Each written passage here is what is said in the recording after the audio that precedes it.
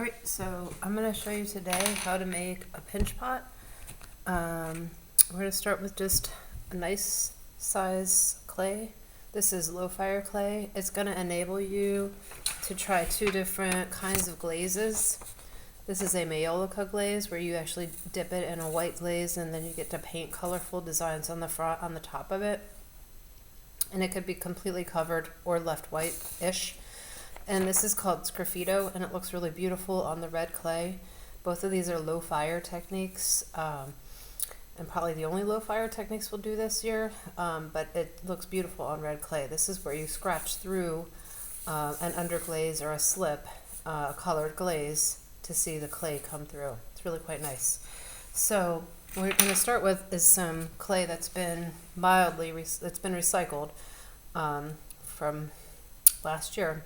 Or the year before, and you're going to need to wedge it. So unless it comes straight out of the bag, you need to wedge it. And so when you wedge, you're going to just push down, sort of pull back, push down, pull back, push down, pull back, push down. And you're going to start to see, once I get it going a little bit further, I'm basically kind of like kneading dough in a sense. And I'm doing a little bit of a circular motion, and you're going to see this sort of spiraling effect kind of start to happen. And you just basically push down, pull back, push down, pull back, and you just do a little bit at a time. And you don't want to over wedge it because you might actually end up drying the clay. Okay, so how do you know when you're done? You're going to have some slight inconsistencies here. So you're going to want to like smooth that over, but before you smooth it over, this is a great way to see. Use your wire cutter, open it up, and if you see any little air pockets, which I do there, I'm not quite done yet. So I don't need a whole lot more, but it's good to test it. And you just kind of push down, roll back, push down, roll up. So I'm just like pushing down and rolling up, and I'm just pushing down, rolling up, and I'm just doing like a slight rotation. If I do this in slow motion, it's a slight rotation and then back down, up, down, up, down. So I'm pushing and guiding. So I'm not pushing really hard.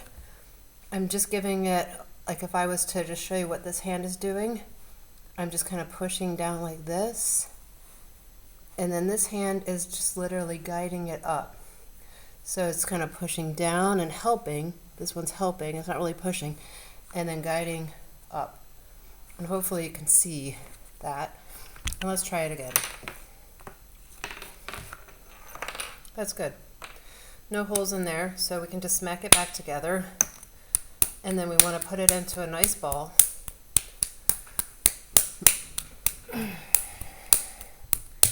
And we're just going to keep hitting it back and forth until it starts to smooth out. You're going to see it comes together fairly quickly.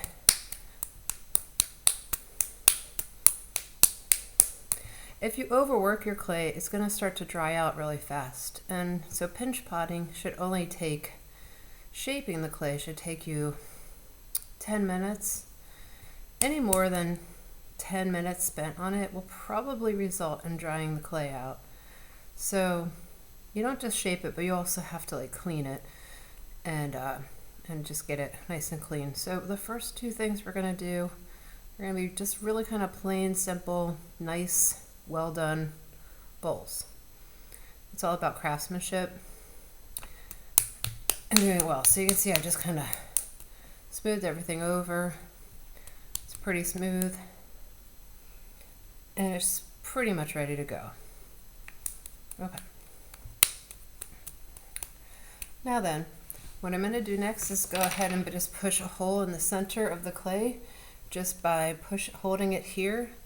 I'm just going to keep it down here, and I'm just going to, you can lay it down on the, probably best to just lay it down, but you just push your thumb down into the center until it goes fairly deep. Hopefully you can see how deep that is. It's not so deep that my finger's coming out and through, and it's not also so deep that that's really pushing out. If you see your finger pushing out, you've gone too far. Okay. All right, so then what you do here is you're going to just go very, very lightly down at the very bottom, and you're just going to start to pinch by doing this kind of motion. Pinch, pinch, pinch. You're literally pinching, and you're just going all the way around. And the trick to doing it well is to do it really consistently. So you start from the bottom, and you're pinching, but you're not pinching so hard that it moves really fast. You want to pinch fairly slowly, and it's going to start to like push the clay up. Once you've made a full rotation, then you're going to keep going in a circular fashion around. And it should take you, like I said, 10 minutes or so. I might go a little bit faster just because I've done it before. If you see this happening where it's cracking, you can just stop what you're doing and heal it over with your fingers. That's really important. If anything starts to crack, you need to get rid of it because it'll just get worse if you don't address it as it happens. All right, so I'm going to keep going around, and I'm squeezing and I'm kind of pulling up a little bit at the same time to get this thing to go taller. We're not going to make these really big. These are your first pieces. And they're also to just learn how to use the tools, how to shape, but also how to glaze. Okay, so we're going to keep going here. Now at the top, when we get here, we don't want to be any thinner than our pinky for our first project. You want to actually keep it fairly thick. You don't want it any thicker than your thumb, but you don't want it any thinner than your pinky. And now I'm just going up, up. You can see it's starting to crack. That's to be expected. That will happen. And when that happens, you're going to stop and you're going to heal it over. If you squeeze too hard, it's going to puncture through. If you don't squeeze enough, it's not going to do much of anything. I find that most people, beginners, squeeze too hard, and you need to find that perfect sort of light pressure. You can see about how hard I'm pressing here. It's not really overly firm, and I'm just watching what I'm doing. Maybe I'll just bring this down here so I don't have to hold this up so far. Okay, and we can see the inside of this. If I was to cut it, you would see that this is still really quite thick down here. So I'm going to do what I can to open that up. If this gets to be too open, like really, really wide, you can do what we call collaring it back in. You just have to be mindful that it starts to puncture, or it starts to pucker, rather. You're going to need to smooth that over. Okay, so I'm now going to go back to where I started, and I'm going to bring a little bit more of that clay out. Now, if you have really large hands, you can make a pretty large bowl. If you don't have really large hands, it's going to be hard for you to get into the bottom as far as, say, I can. So your amount of clay should really relate to the size of your hands. If you have really large hands, get a larger piece. Like I'd say softball size, like this big, or a big apple. Think about a big apple versus a smaller apple. That's probably a better analogy. I can feel a lot of clay down here, so I want to actually keep working that and bringing it up. And the problem here is that it's getting kind of tall. And the idea here is you're not supposed to go really tall with these, so I'm going to make this just a little wider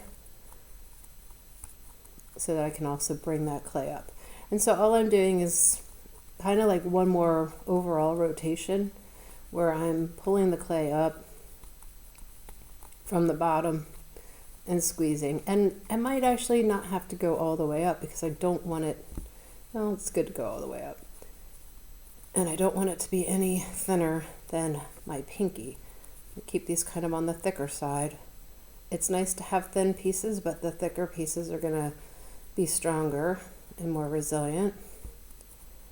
And that's looking to be pretty good. Okay, we got to smooth the top here. Smooth, smooth, smooth. Get rid of anything that you see that looks like it might be a potential to crack more. So I'm just going to push in and even look on the inside and see if there's any cracking on the inside. This is going to be a little uneven on the top. That's okay. If it's severely uneven, you could actually, kind of, let's say this is really hanging out big time. You could do just a slight little wire cut. I'd say you shouldn't have to right at this stage, but you may have it. It may be like really wavy. Okay, at this point, I'm just going to kind of tap the bottom so it doesn't roll over. And you can see that's what it looks like. It should have that nice bell shape. It should be smooth. It should be approximately the width of your pinky going around. It might be a little thinner in some areas, but that looks pretty good. If you have time, you can go ahead and start to clean it up with a rib tool. This is a plastic or rubber rib, and this is not a wooden rib.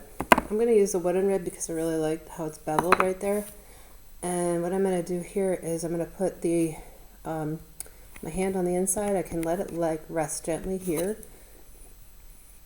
And I'm just going to pull upward with this hand in this motion, and it's going to start to smooth that out.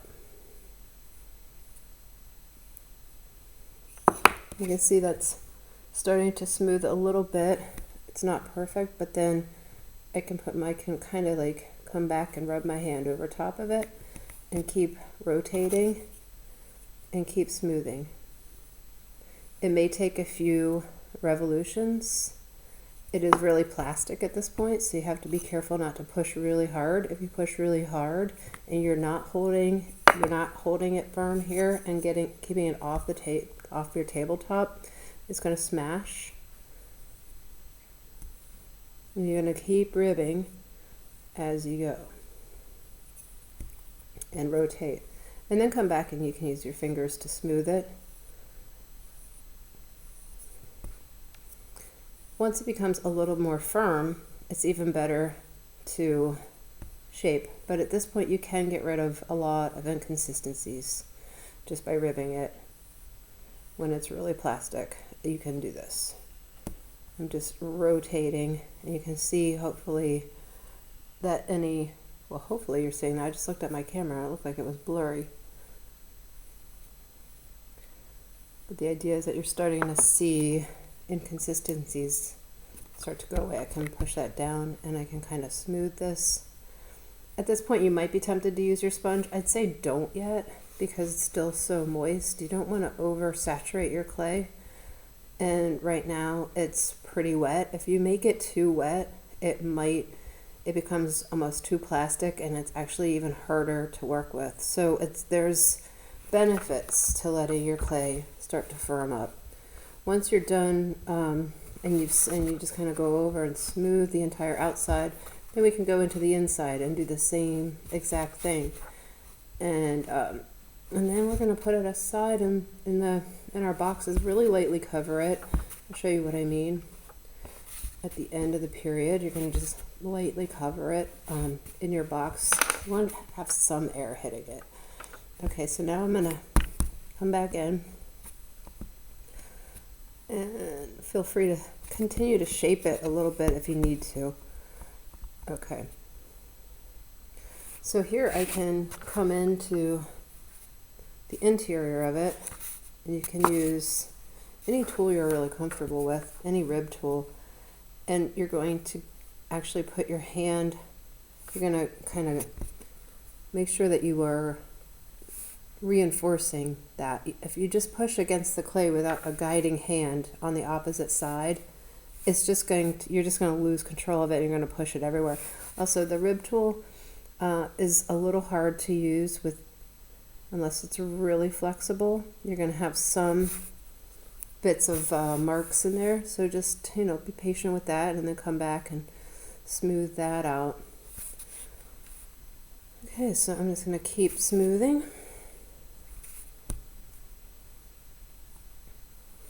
And there's only so much I can do when it's this wet, so I'm going to hope that I can get some air hitting it tomorrow. But I'm just coming inside and just cleaning it out. And the top, feel free to, like, you can kind of shape it a little bit if you need to. Come back and just kind of push on it. Try to make it as consistent as possible. So you can just kind of shape it a little bit here. You can flatten the top a little bit, and that helps. But once it's firm, it's actually easier to clean that wobbly top, so I wouldn't obsess too much over that. And this is actually in pretty good shape for now. So we're going to just pause there. We're going to actually, we're just going to do this. We're just going to take this giant bag and we're going to carry it over just like this, but then set it down on your shelf and kind of like open it back up a little bit and let the air come to it. Just kind of like, actually probably better to just put this on your shelf like that and then just lightly just kind of drape that over. You don't want it to be so covered it doesn't have air hitting. In fact, having like a little bit of air like that around it is better. Okay, so pretend this is your shelf. You have a little bit of air. It's not completely stuck to that. Okay, and then don't forget to do a good cleanup job.